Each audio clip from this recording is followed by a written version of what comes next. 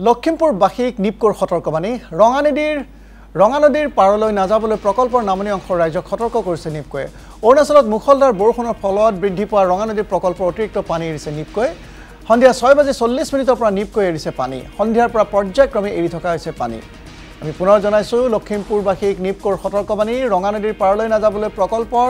নামনি অংশৰ ৰাজ্যক সতৰ্ক কৰিলে নিপকোৱে অৰুণাচলত মুখলধাৰ বৰষুণৰ ফলত বৃদ্ধি পোৱা ৰঙা নদীৰ প্ৰকল্পৰ অতিৰিক্ত পানী এৰিছে নিপকোৱে সন্ধিয়া 6:40 পৰা নিপকোৱে পানী এৰিছে আৰু সন্ধিয়াৰ পৰা পৰ্যায়ক্ৰমে এৰি থকা হৈছে পানী আৰু এই বিষয়ে অধিক জনাব আমাৰ সিনিয়ৰ ব্যুৰ চিফ জিতুমণি নেওগে এই বিষয়ে আপোনাৰ পৰা অধিক জানিবলৈ বিচাৰিছো হয় দেখা গৈছে যে বিশেষকৈ মুখলধাৰ বৰষুণ যিহেতু অৰুণাচল প্ৰদেশত অব্যাহত আছে আৰু তাৰ কাৰণে দেখা জলবিদ্যুৎ প্ৰকল্প অৰুণাচলৰ ইয়াজুলিত আছে ৰঙা নদীৰ ওপৰত এই প্ৰকল্প ইতিমধ্যে ৰিজাৰ্ভাৰ যিহেতু পানীৰে ভৰি পৰিছে গতিকে সেই পানী এৰিবলৈ বাধ্য হৈ পৰিছে নিপকোৱে লখিমপুৰ জিলা প্ৰশাসনে এক বাৰ্তা প্ৰেৰণ কৰিছে য'ত এটা কথা স্পষ্টকৈ তাত লিখা আছে যে 6:40 গধূলি 6:40 পিছত পৰ্যায়ক্ৰমে গেটসমূহৰ পৰা পানী এৰা হ'ব বুলি লিখা হৈছে কিমান পৰিমাণৰ পানী এৰিব মুঠ সেই কথা তাত লিখা হোৱা নাই কিন্তু এটা যে পানী এৰিব কথা তাতে এটা ইংগিত দিয়া হৈছে আৰু ৰঙা নদীৰ যি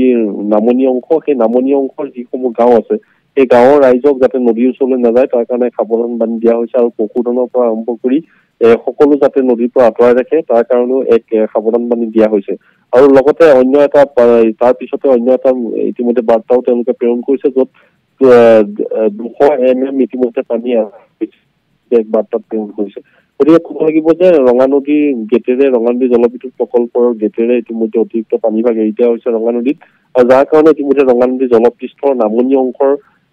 ইতিমধ্যে কিছু ঠাই উফন্দি পৰা বুলি স্থানীয় ৰাইজে ইতিমধ্যে প্ৰকাশ কৰিছে আৰু নিশাৰ ভাগত এই পানী এৰা হৈছে আৰু কিমান পানী এৰিব সেই কথা এতিয়ালৈকে নিশ্চিত হোৱা নাই গতিকে সময়ৰ লগে লগে স্পষ্ট হ'ব কিন্তু ৰঙা নদী জলবিদ্যুৎ প্ৰকল্পৰ পৰা এনেধৰণে অতিৰিক্ত পানীভাগ এৰি দিয়াৰ লগে লগে প্ৰতি ক্ষেত্ৰত যিহেতু বহু সময়ত তেনেধৰণে তেওঁলোকে পানী এৰি দিয়ে দেখা যায় যে নামনি অংশত যথেষ্ট প্ৰভাৱ পৰে আৰু এইবাৰ যে তাৰে তেনেকুৱা ধৰণৰ এক পৰিৱেশ দেখা যাব এই কথা স্পষ্ট আৰু সেয়ে দেখা গৈছে যে জিলা প্ৰশাসনৰ ফালৰ পৰাও গাঁৱৰ ৰাইজক নদীৰ পৰা কিছু আঁতৰত থাকিবৰ কাৰণে তেওঁলোকক আহ্বান জনোৱা হৈছে। ধন্যবাদ জনাইছো জিতুমণি নেওগ।